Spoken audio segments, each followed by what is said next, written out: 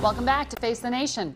We turn now to Iowa Senator Joni Ernst, who has joined the Republican leadership team as the conference vice chairwoman in the new Congress. Good to see you in person. Thank you, Margaret. Thank you. It's great to be with you. The president gave an interview this morning to Fox's Chris Wallace, and he said that Homeland Security Secretary Kirstjen Nielsen needs to be much tougher on the border. What is she doing wrong?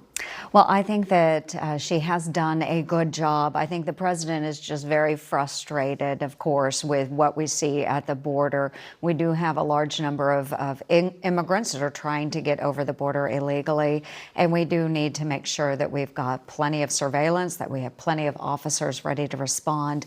I think her response has been well so far. We as Congress need to step forward and do the next steps. She should continue in the role? I think that she's done a good job, but of course, any of our secretaries or cabinet members serve at the pleasure of the president. It's entirely up to him who serves in those positions. You're a vet. Is deploying 6,000 troops to the border a good use of resources? Well, again, up to the president and, of course, those governors that are involved, if they're National Guard soldiers. You're on armed services. You have a voice. If they are active duty soldiers, it does actually provide them an opportunity for real life training in their roles.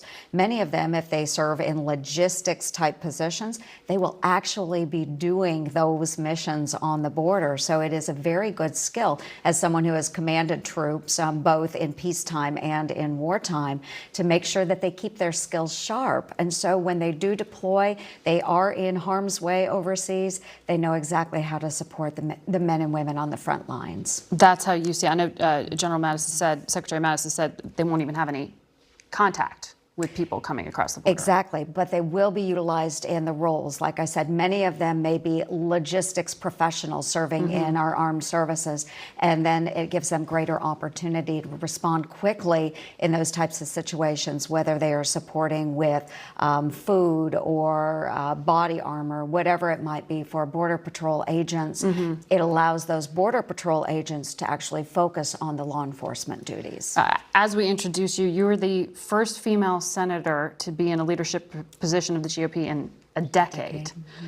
But the number of women, Republican women in the House is at a 24-year low. We have never seen a Republican woman in the House or Senate in the whip, leader, or speaker positions. Now, from these midterm results, we're seeing female voters breaking from the party. Does the Republican Party have a problem with women?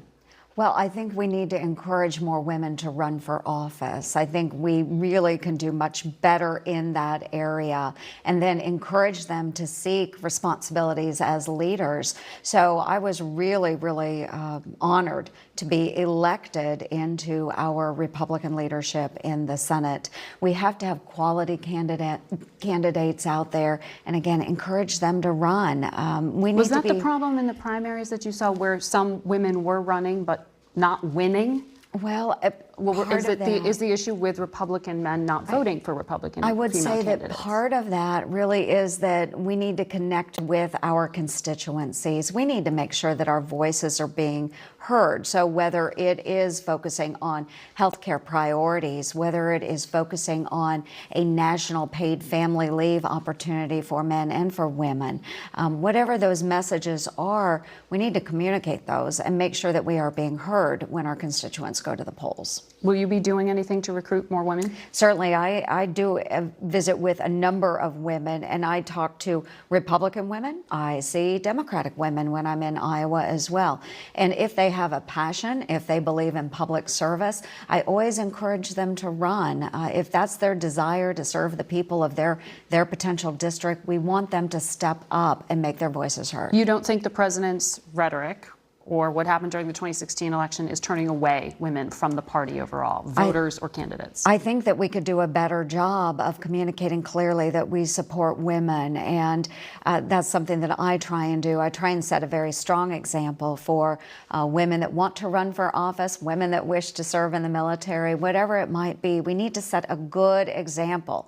Women primarily, men secondarily. We need to step up and make sure that we are supporting the needs of our constituents.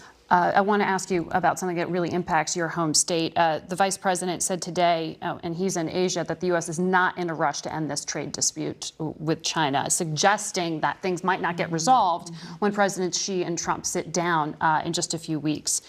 There was a $12 billion bailout for farmers to help alleviate some of this pain. Will you need another one? I am hopeful that we will not need another subsidy program for our farmers. Our farmers would much rather grow their goods and make sure that they are getting out to the rest of the world, absolutely. But I've done a number of farmer roundtables all across the state of Iowa, and at the last one I held, the very last speaker, a middle-aged farmer, he stood up and said, "I understand why President Trump is doing this. However, what I don't understand is why someone didn't do it sooner." So they understand. The pain is tolerable for now. The pain is tolerable for now. I want to see these trade deals done. I'd rather see them done sooner rather than later. But we have to get a good deal with China or it's all for naught. Senator, thank you for joining us. Thank you. Pleasure. We'll be back with a panel of some of the new House members.